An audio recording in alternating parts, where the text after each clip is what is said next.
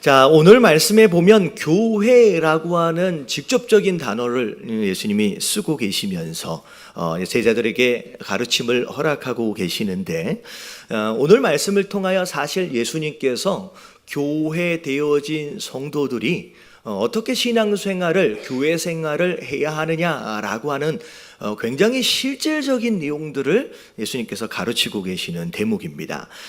오늘 말씀 15절서부터의 내용을 좀 살펴보면, 자, 내용이 이렇게 되어 있어요. 내 형제가 뭐 하거든? 죄를 범하거든 이라고 이제 시작을 합니다. 교회 안에 성도 되어진 자들이 그런 죄를 지을 수 있습니까? 없습니까? 있어요. 굉장히 이 말씀의 내용들을 좀 볼 때 죄 지은 형제가 항상 죄 3자일 수 있는 것처럼 생각할 수 있는데, 사실은 죄로부터 자유한 사람은 아무도 없지요. 다만 드러나지 않고 들키지 않았을 뿐이지, 우리가 생각으로, 입술로, 행동들로 죄를 짓고 삽니다. 그래서 죄를 지은 형제다라고 이야기되어지는 것은 남의 이야기가 아니라 누구 이야기가 되어질 수 있다? 내 이야기도 될 수 있다라는 것이죠. 그래서 자, 죄를 만약에 짓는 일들이 벌어지면 자, 이제 어떻게 해야 하느냐? 첫 번째는 자, 뭐라 그랬어요? 자, 너와 그 사람과만 상대하여 뭐하라? 권고하래요. 자, 몇 대 몇으로 만나래요? 1대1로 만나서 먼저 권하래요. 그랬을 때 그 형제가 내가 잘못했구나 라고 하는 걸 이웃치고 돌아오면 어떻게 되는 거예요? 네가 너의 형제를 얻는 것이 될 것이라는 거죠. 이게 너무 좋은 일이에요. 근데 자, 종종 어떻게 보면 권면을 잘 했는데 듣지 않는 경우가 생길 수 있다는 거예요. 자, 그럴 때는 어떻게 하라? 자, 주변에 한두 사람 정도를 데려가서 너를 포함해서 두세 사람의 증인으로 서로 말마다 확실하게 이걸 검증해야 한다라고 이야기를 합니다. 자, 그랬을 때 만약에 들으면 너무 좋은 이야기죠. 좋은 이제 상황이지만, 그럼에도 불구하고 만약에 듣지 않는 상황이 되어지면, 자, 그때는 어떻게 하라는 거예요? 자, 그때는 교회에다가 이야기해서 교회가 공개적으로 그 사람에 대하여 치리할 수 있도록 기회를 넘겨주라는 거죠. 그래서 교회가 접근해서 이야기했을 때 그래도 그 사람이 끝까지 이야기를 안 들으면, 자, 예수님이 뭐라고 말씀하셨어요? 그 사람에 대해서 이제는 이방과 세리와 같이 여겨라 라고 예수님이 이제 말씀하시는 대목입니다. 자, 이 말씀이 사실은 어떻게 보면 현대 교회에 적용되어지는 부분에 있어서 사실 쉽지 않은 부분들이 있지만, 사실 이게 굉장히 중요한 기준들을 이야기하고 있는 내용이에요. 그래서 이 말씀들을 통하여 하나님께서 우리 성도 되어진 자들, 우리 교회 되어진 자들에게 뭘 말씀하고 하시는지 우리가 세 가지로 함께 정리해서 살펴보도록 하겠습니다. 자, 첫 번째 내용이 뭐냐? 자, 다 같이 한번 읽어볼게요. 1번 시작. 감싸고 덮어주는 것만이 사랑은 아니다. 자, 무엇이 사랑이냐라고 하는 거에 대해서 굉장히 중요한 내용을 말씀하고 계시는 거예요. 자, 왜냐하면 자, 예수님이 지금 제자들에게 가르침을 쭉 설명하고 계시는데, 우리가 이 말씀을 보기 이전의 말씀을 한번 생각을 해보면, 저 앞의 내용들을 보면 작은 자에 대해서 설명을 하셨어요. 자, 작은 자들을 어떻게 하도록 하면 안 된다? 실족하도록 하면 안 된다라고 말씀을 이제 전해 주셨고요. 자, 그 다음에 지난주 이제 그 전에 말씀을 살펴보면 길 잃은 양에 대해서 말씀을 하셨어요. 자, 길 잃어버린 양. 자, 한 마리라도 잃어버리면 안 된다라고 예수님 말씀하시는 거예요. 그래서 심지어 나가 있는 양들이라고 할지라도 어떻게 해라? 찾아가지고 와야 된다라고까지 이제 이야기하신 거죠. 그리고 나서 오늘 말씀, 교회 안에 범죄한 형제가 있다라고 한다면 죄를 잘 가르치고 그리고 옳은 길로 인도해야 할 책임이 교회에 있다라고 말씀하시는 거예요. 자, 이게 뭘 의미하느냐? 그러면 진짜 사랑이 뭔지에 대하여 하나님의 사랑과 하나님의 공의를 서로 연결해서 균형을 맞추시는 가르침이 바로 오늘 말씀의 대목이에요. 이게 좀 어렵게 설명한 것 같아서 설명을 드릴게요. 작은 자가 실족하게 하면 안 된다. 실족시키면 안 된다. 길 잃어버린 양이 있으면 안 된다. 그렇게만 이야기하고 끝나버리면 교회 안에 잘못하고 있는 성도들에 대하여 누군가가 한마디라도 얘기하면 돼야 한대요. 제가 질문을 한 거예요. 작은 자에 대한 내용, 실족하게 하면 안 되니까, 길 잃어버리도록 하면 안 되니까, 거기까지만 이야기를 하면 교회 안에 누가 무슨 얘기를 하고 무슨 짓을 하든지 한마디라도 얘기해주면 돼요, 안 돼요? 안 돼요. 왜냐하면 한마디라도 얘기하면 뭐 할 수 있어요? 실족하면 안 되죠. 한마디라도 떠나버리면 안 되니까 아무 얘기도 하면 안 되는 거예요. 근데 예수님이 거기까지만 말씀하시는 게 아니라 그 다음까지를 말씀하시는 거예요. 죄를 지으면 죄 지은 것에 대하여 가르쳐줘야 된다는 거예요. 바로 잡아줘야 된다는 거예요. 그래서 여러분 성경은 이렇게 생각할 수 있어요. 여러분 공의를 잃어버린 사랑은 사랑이 아니에요. 여러분 사랑이 없는 공의는 공의가 아닙니다. 여러분 이 사랑과 공의는 함께 묶여져서 함께 가야 된다라고 하는 거, 여러분 진정한 사랑은 내버려 두는 게 아니에요. 그냥 덮어주는 게 아니에요. 여러분 무엇이 진짜 사랑인지에 대하여 오늘 여러분 바른 기준을 세워볼 수 있는 저와 여러분들 되시길 주님의 이름으로 축원합니다. 그래서 오늘 뭘 얘기하고 있느냐? 공의 안에서 제대로 된 사랑을 온전하게 실천할 수 있어야 된다라는 거예요.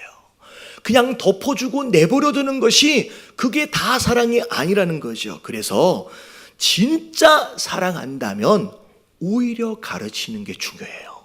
그래서 잠언 3장 12절에 보면 이런 말씀이 있어요. 다 같이 한번 읽어보도록 합니다. 시작. 대저 여호와께서 그 사랑하시는 자를 징계하시기를 마치 아비가 그 기뻐하는 아들을 징계함 같이 하시느니라. 왜 징계하세요? 뭐 하기 때문에? 사랑하기 때문에. 여러분 사랑하지 않는다라고 한다면 그냥 내버려둬 버리는 거예요.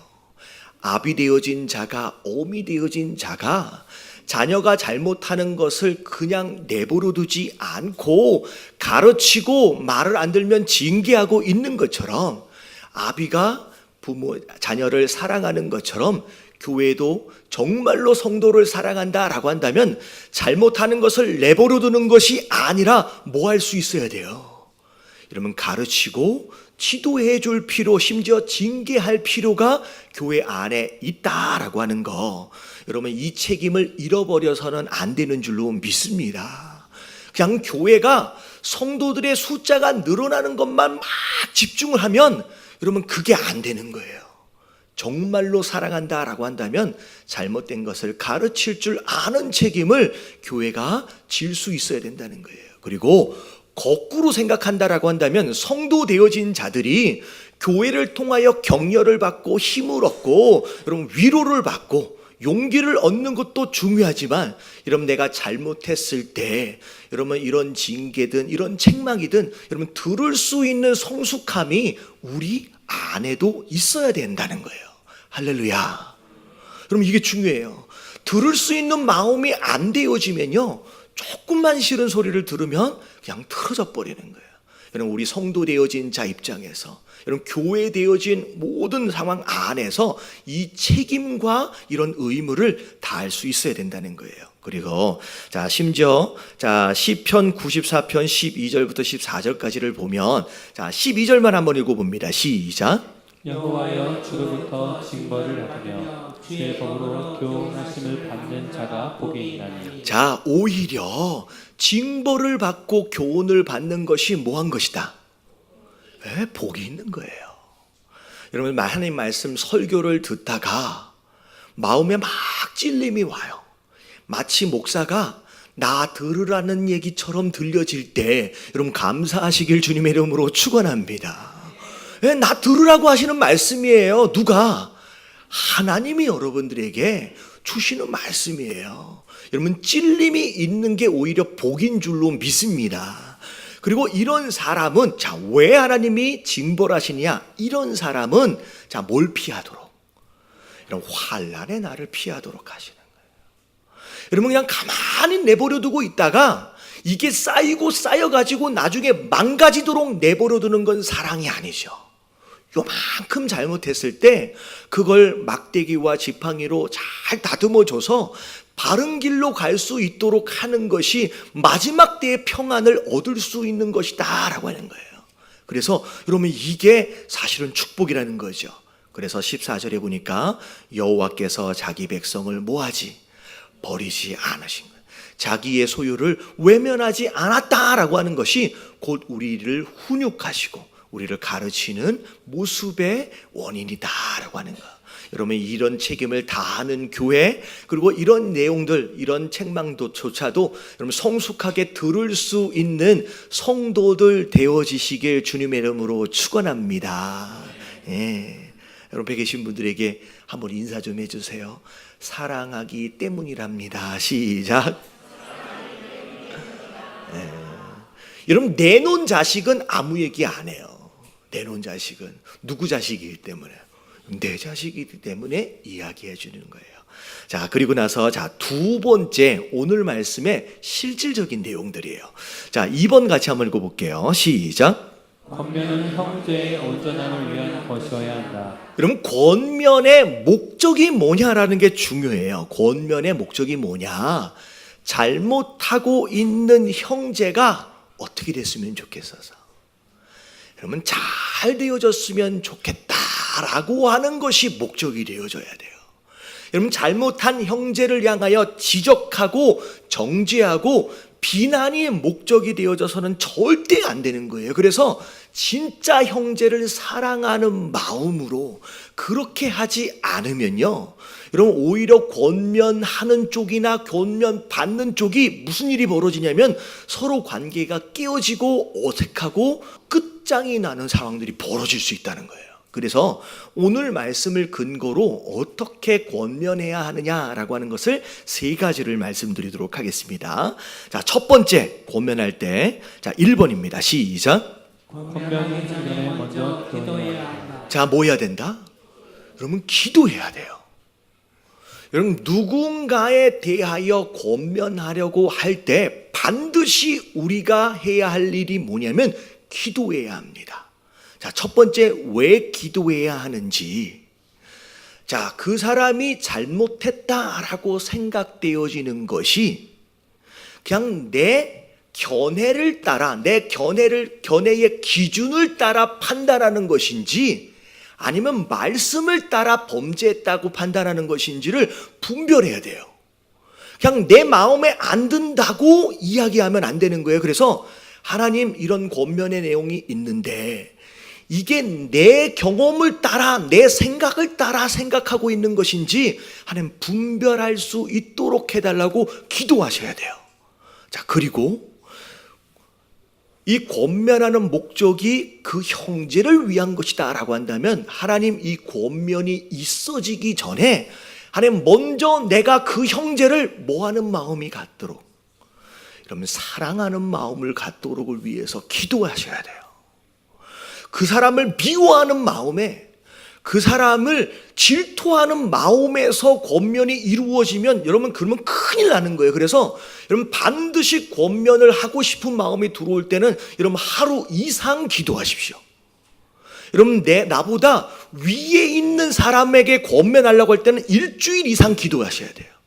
여러분 기도하지 않고 권면하면요 다 망가지는 거예요. 그래서 자, 권면하기 전에 뭐 하도록, 뭐 해야 된다? 좀 크게 좀 얘기 좀 해주세요. 자, 권면하기 전에 뭐 해야 된다?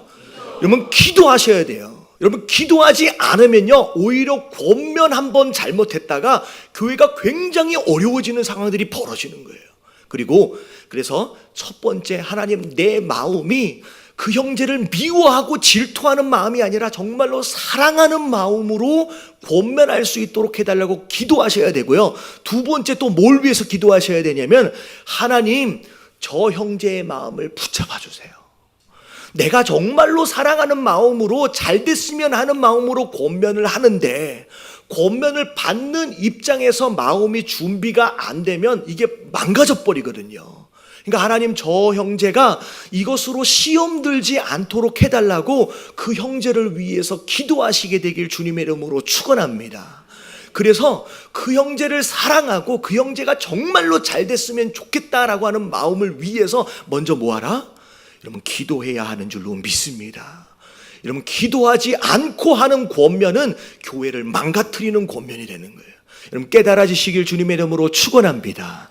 자, 두 번째, 자 2번입니다. 같이 한번 읽어볼게요. 시작. 권면은 최대한 조용히 개인적으로 시도해야 한다. 정말로 그 형제를 위한 권면이다 라고 한다면 지혜로울 필요가 있어요. 자, 오늘 말씀에 보니까 형제가 범하면 자, 어떻게 하래요? 그 사람과 나만 1대1로 만나래요. 여러분, 공개적으로 비판을 해버리거나 공개적으로 망신을 줘버리는 목적으로 이 권면이 이루어져서는 절대 안 된다는 거예요. 그래서 1대1로 만나서 조용히 시작해라 라고 말씀하고 계시는 거예요. 그래서 여러분, 이거는 거꾸로 한번 생각해 보시면 돼요. 권면을 할 때 표현이라든지 상황이라든지 이걸 지혜롭게 잘 생각해야 돼요. 자, 예를 들어서 뭘 잘못했어. 그러면 사람들 보는 앞에서, 사람들 있는 앞에서 넌 그러면 안 되지, 넌 죄 지은 거야, 넌 그럼 나쁜 사람이야, 여러분, 이러면 그 사람이 내가 잘못했군요, 내가 회개하겠습니다, 여러분, 이렇게 될까요, 안 될까요? 이쪽은 왜 대답 안 해요? 여러분, 그렇게 얘기해버리면 여러분, 이게 회개가 돼요, 안 돼요?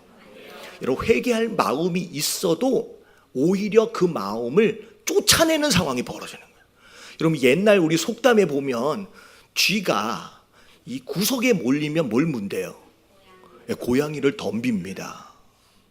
여러분, 회개할 마음이, 잘못한 마음이 있는데 코너에다가 몰아놓고서 너 그러면 안 되지 라고 확 얘기를 해버리면 그런 마음조차도 사라져버리고 오히려 그 상황에서 화를 내버리고 다 망가져버리는 거예요. 관계도 깨지고 돌이킬 수 있는 상황도 안 만들어지고. 여러분, 내가 무슨 얘기를 할 때 그 사람이, 다른 사람이 나한테 얘기한다라고 했을 때 내가 어떻게 들을 수 있을지를 생각해보고 말하란 얘기예요. 할렐루야. 지적하지 말고 넌 나쁜 사람이야, 너 그러면 큰일 나, 너 지옥 가, 이렇게 이야기하지 말고 내가 기도해 보니까 이러면 좀 안 좋은 것 같은데 이렇게 하면 더 낫지 않을까? 조금 다르지 않아요? 일부 예배 때도 했는데 이렇게 좀 이렇게 잘 막 지적하는 게 아니라 내가 기도해 보니까 이렇게 하니까 너무 아닌 것 같아. 그래서 이렇게 고쳐보면 내가 너무 좋을 수 있을 것 같은데 이게 또 말이 좀 안 되네. 뭔 얘기인지 아시겠죠? 예, 그래서 타일 넣으세요. 내가 그 얘기를 들었을 때, 만약에 내가 들었을 때 내가 회개할 수 있는 상황이 되겠구나 라고 하는 입장을 바꿔서 여러분, 신중하게 조용히 여러분, 그렇게 시작할 수 있는 그런 권면이 있어질 수 있는 저와 여러분들 되시길 주님의 이름으로 축원합니다. 예. 여러분, 이게 생각해 보니까 이게 진짜 어렵네. 그러면 하면 돼요, 안 돼요? 그냥 하지 마세요. 예. 다른 사람이 할 테니까 나 이거 안 되겠다라고 하면 이게 이렇게 안 되겠다, 기도가 잘 안 된다, 그러면 하지 마세요. 하나님이 그런 마음을 주실 때까지 기다리는 것도 되게 중요해요. 그리고 자, 마지막 세 번째, 자, 이게 되게 어려운 거예요. 왜냐하면 이런 교회에서 대부분의 문제가 뭐 때문에 이루어져요? 여러분, 이런 얘기 때문에 이 문제가 발생을 합니다. 관계가 어려워져요. 자, 마지막 세 번째, 같이 한번 읽어볼게요. 시작. 권면은 끝까지 최선을 다해야 한다. 오늘 말씀을 읽어보면 진짜 집요합니다. 1대1로 얘기해서 되면 좋은데 안 되면 어떻게 하래요? 안 되나 보다라고 포기하라는 얘기가 아니에요. 한두 사람을 더 데려가서 끝까지 돌이킬 수 있도록 최선을 다하라는 거예요. 교회까지 얘기를 해서 끝까지 돌이킬 수 있도록 최선을 다하라는 거예요. 심지어 마지막 부분에 보면 교회의 말도 듣지 않는다라고 한다면 뭐 하래요? 여러분 이방인과 세리와 같이 여기래요. 여러분 이 얘기는 쫓아내란 얘기가 아니에요. 야 너는 말 안 들으니까 우리 교회 나오지 마라고 얘기하면 안 돼요. 이방인과 세리로 여겨라 라고 하는 것은 일부 제한적인 어떻게 보면 격리시키는 어떤 과정인데 이것을 통하여 그 죄가 얼마나 무거운 것인지에 대하여 심각성을 깨달을 수 있도록 하되, 여러분 이방인이든 세리든 회개하면 어떻게 해요? 다 받아주는 거예요. 죄에 대하여 깨닫게 하되 어떤 죄든 상관이 없이 회개하며 돌아오는 자들은 탕자를 받아주신 그 아버지의 마음처럼 여러분 다 받아줘야 하는 줄로 믿습니다. 그러면 그게 포기하지 않는 거예요. 그래서 교회 안에 여러분 사랑으로 덮어주는 것도 필요하지만 거룩함과 더불어 하나님의 공의를 세우기 위해서 교회 안에 이런 책임, 이런 노력들이 우리 안에 있어질 수 있을 때 여러분 교회가 더 건강하게 세워져 갈 수 있는 줄로 믿습니다. 그래서 끝까지 포기하지 않고 여러분 지혜를 구하며 간구하며 여러분 이 모든 일들이 이루어져야 된다는 거예요. 그러기 위해서 자 제일 먼저 뭐 하라 그랬어요? 여러분 기도하십시오. 옆에 계신 분들에게 인사해 주세요. 기도 먼저 해야 한답니다. 여러분 기도하지 않고는 입을 벌리지 마세요. 입을 벌리지 마세요. 그러면요 여러분 기도하지 않는 자가 벌리는 입에서는 뭐밖에 안 나오냐면 불평불만만 나와요. 죄 짓는 이야기만 나요. 우리가 조심해야 되는 줄로 믿습니다. 자 여기 2번까지가 사실 오늘 본문 말씀에 표면적으로 드러나져 있는 실질적인 내용이에요. 근데 사실 3번이 제일 중요해요. 오늘 말씀 안에 저 밑바닥에 깔려있는 가장 중요한 핵심이 뭐냐라고 하는 게 바로 3번입니다. 자, 다 같이 한번 읽어볼게요. 시작. 죄를 짓는 것보다 듣지 않는 것이 더 심각한 문제이다. 자, 보세요. 오늘 말씀 첫 번째 구절서부터 마지막 구절까지를 쭉 읽어 내려가다 보면 예수님께서 죄를 저지른 그 형제, 그러니까 그 형제가 죄 저지른 것에 대하여 집중하고 있는 게 아니에요. 뭐에 집중하고 있느냐?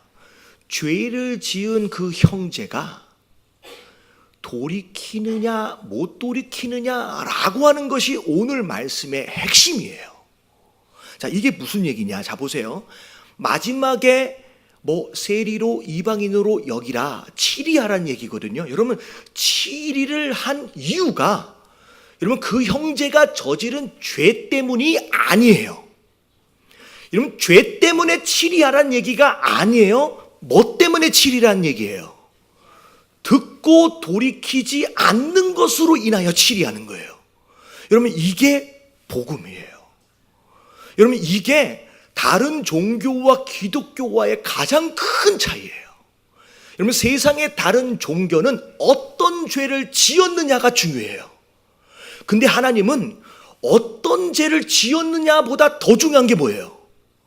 내가 돌이켰느냐 돌이키지 않았느냐가 가장 중요한 핵심입니다. 그래서 자 보세요.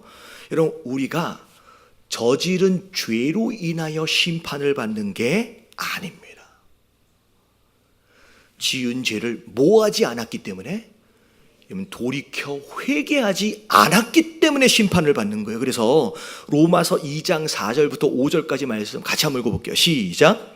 혹 내가 하나님의 인자하심을 너를 인도하여 회개하게 하심을 알지 못하여 그의 인자하심과 용납하심과 길이 참으심이 풍성함을 멸시하느냐. 여러분 하나님은 사랑하시기 때문에 회개할 때까지 기다려 주시는 거예요. 용서해 주시려고 기다리고 계시는 거예요. 근데 밑에 보니까 고집을 부리는 사람들이 그 기회를 뭐한다? 멸시한대요.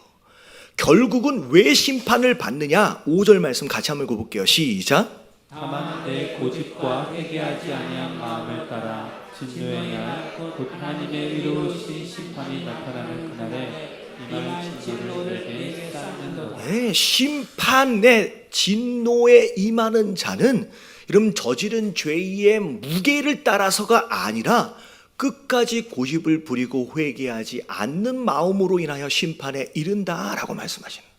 여러분 깨달아지시길 주님의 이름으로 축원합니다. 여러분 이게 세상 기준과 하나님의 기준이 다른 거예요. 나는 누군가를 죽인 적이 없어. 나는 누군가에게 사기를 친 적이 없고 난 누군가를 폭행한 적이 없어. 그래서 그 죄를 저지른 사람보다 내가 더 뭐한 것처럼 마치 더 깨끗하고 거룩한 것처럼 착각하지 말라는 거예요. 예수님의 관심과 하나님의 관심은 죄를 저지른 것에 대한 무게가 아니라는 거예요. 여러분 그 무게로 치면 제가 자주 드는 예 중에 하나가 뭐냐면 다윗 왕과 사울 왕의 비교입니다. 여러분 다윗 왕은 말도 안 되는 죄를 저질렀어요. 남의 여자도 누구의 여자예요? 자기를 위해서 지금 목숨을 걸고 전쟁을 하고 있는 장군의 아내를 데려다가 간음했을 뿐만 아니라 아이가 생기니까 그걸 가리기 위해서 그 장군을 여러분 죽음 가운데로 몰아넣는 그 어마어마한 죄. 근데 반면 사울의 죄는 전쟁에서 이기면 다 죽여라, 다 버리고 와라 그랬는데 사울 왕이 백성들의 이야기를 들으면서 그래도 좋은 건 좀 살려서 가서 백성들끼리도 나누고 그리고 하나님께도 예배를 드리면 더 좋겠지. 그러면 이 죄의 무게로 치면요, 여러분 다윗은 100번 1000번 죽어도 마땅한 사람이고요, 여러분 사울은 대충 용서해줘도 될 만한 죄입니다. 근데 결과가 전혀 달라지는 거예요. 하나님 누굴 용서하세요? 왜 이쪽은 얘기를 안 해요? 다윗을 용서하시고 사울을 버리시는 거예요. 왜? 죄의 무게가 아니에요. 다윗은 지적을 딱 받는 순간 들어요. 그리고 바로 내가 죄를 지었습니다. 내가 진짜 잘못했습니다. 벽의 마루가 젖도록 엉엉 울면서 하나님께 용서해달라고 간구합니다. 백성들이 그 사실을 알면 다윗을 왕으로 생각을 할까요? 여러분 진짜 나쁜 왕으로 어쩌면 왕권을 잃어버릴 수도 있어요. 근데 백성들이 나를 뭐라고 생각할지가 중요한 게 아니에요. 하나님이 나를 버리시면 안 되기 때문에 하나님 나를 용서해 달라고 백성들이 뭐라고 하든 상관이 없이 통곡을 하면서 울면서 하나님께 나아가는 거예요. 반면 사울은 그렇게 큰 죄가 아닌 듯해 보여도 사울이 지적받는 순간 사울이 뭐라 그랬어요? 내 책임이 아니래요. 누가 시켰대요? 백성들이 시켰대요. 그리고 지금 전쟁에 이기면서 왔는데 그래도 내가 승전한 왕인데 백성들 앞에서 왕으로서 좀 위신 좀 세워주십시오 라고 하나님과의 관계는 별로 관심이 없고 다만 왕으로서 누구에 관심이 있어요? 백성들이 나를 뭘로 보고 있느냐라고 하는 거에만 관심이 있는 거예요. 여러분 죄의 무게가 중요한 게 아니라 여러분 돌이키지 않고 듣지 않는 것을 하나님이 가장 싫어하신다는 거예요. 여러분 그래서 성경에 보면 용서받지 못하는 죄가 딱 하나 있어요. 용서받지 못하는 죄. 무슨 죄예요? 자, 마가복음 3장 29절 다 같이 한번 읽어볼게요. 시작. 누구든지 성령을 모독하는 자는 영원히 사하심을 얻지 못하고 영원한 죄가 되느니라. 영원히 사하심을 얻지 못한, 용서 못 받는데요. 어떻게 이렇게 용서 못 받는 죄가 있을까? 여러분 성령을 모독하고 회방하는 죄는 성령 하나님을 향하여서 욕하는 죄에 대한 내용이 아니에요. 여러분 그렇게 생각하면 뭐 욕한 사람이 한두 명이겠습니까? 하나님에 대하여. 여러분 그런 죄가 아니에요. 여러분 성령 하나님 뭐 하시는 분이에요? 여러분 우리의 죄를 깨닫게 하시는 분이에요. 그리고 복음을 향하여 마음의 문을 열고 회개하도록 도우시는 분이에요. 여러분, 성령 하나님이 우리로 하여금 구원에 이르도록 도와주시는 분이에요. 근데 성령 하나님이 우리의 마음 문을 두드리시면서 너 잘못한 거야, 너 회개해야 돼 라고 아무리 얘기를 해도 그것을 끝까지 거부하고 받아들이지 않는 죄, 끝까지 회개하지 않는 죄, 여러분 이게 무슨 죄냐? 성령을 회방하는 죄예요.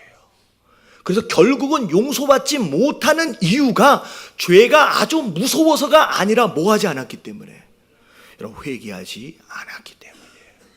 그래서 스데반이 설교의 마지막 부분에 끝까지 돌이키지 않는 유대인들 향하여 뭐라고 얘기했는지, 자 같이 한번 읽어볼게요. 사도행전 7장 51절 다 같이 시작. 목이 곧고 마음과 귀에 할례를 받지 못한 사람들아, 너희도 너희 조상과 같이 항상 성령을 거스르는도다. 항상 성령을 거스렸던 그 유대인들, 그 성령을 거스리는 죄가 뭐예요? 앞에 목이 곧았어요. 겸손하게 끝까지 스스로 죄인임을 인정하지 않고 돌이키지 않고 마음과 귀에 할례를 받지 않았다라고 하는 건 아무리 두드려도 열지 않는 그 강팍한 마음, 그게 곧 뭐 하는 것이냐? 성령을 거스리는 죄가 된다라고 하는 거예요. 내가 누군가보다 죄를 좀 덜 지었다고 스스로 깨끗하다라고 착각하지 마세요. 아무리 작은 죄가 있더라고 할지라도 여러분, 내가 돌이켜 회개하지 않았다라고 한다면 그냥 나는 뭐일 뿐이야? 죄인일 뿐이에요. 여러분, 죄의 무게가 아니라 여러분 회개하지 않는 죄가 더 무서운 것이다라는 거. 여러분 마음을 여시고 여러분 귀를 열어 하나님 말씀하실 때 여러분 돌이킬 수 있는 겸손한 사람들 되어지시길 주님의 이름으로 축원합니다. 여러분 마지막 한 가지 말씀만 드리고 마무리할게요. 이게 부부끼리 이렇게 좀 앉아 계시는 분 계시는데, 여러분 부부끼리 서로 다투는 일이 있어요, 없어요? 네, 나는 결혼해서 나는 한 번도 다퉈본 적이 없다 하신 분 혹시 계세요? 간혹 가다가 중간에 나는 한 번도 다퉈본 적이 없다라고 하시는 분들이 있는데, 저는 그분들에 대하여 오히려 염려합니다. 다퉈본 적이 없다라고 한다면 한 번도 뭐 해본 적이 없는 거예요? 화해해 본 적이 없는 거예요. 여러분 많은 부부들 가운데 여러분 이런 거죠. 매일 한 번씩 다퉈. 그러면 안 돼요. 그러면 안 되는데 매일 한 번씩 다퉈. 근데 매일 한 번씩 화해를 잘해. 그러면 그 가정은요 백날 첫날 가요. 괜찮아요, 그 가정은. 근데 1년에 한 번 안 싸우고 5년에 한 번, 10년에 한 번도 안 싸우는데 딱 한 번 싸우는데 화해를 못해. 그러면 그것으로 끝이 나는 거예요. 자, 우리가 죄를 지으면 안 돼요. 근데 죄 짓지 않을 수 없거든요.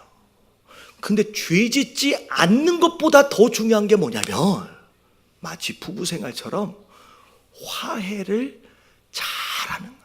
하나님과 화해를 잘하는 것을 아는 거, 잘할 줄 아는 게 더 중요해요. 할렐루야. 여러분 사울처럼 괜찮은 왕이었어요. 딱 한 번의 죄로 하나님께 버림받을 수 있고요. 오히려 너무 심한 죄임에도 불구하고 화해를 잘하면 여러분 끝까지 사랑받는 사람이 된다라고 하는 거. 여러분 화해하는 거, 여러분 회개할 줄 아는 저와 여러분들 되시길 주님의 이름으로 축원합니다. 여러분 그렇다고 죄 막 지어도 된다는 얘기는 아니에요.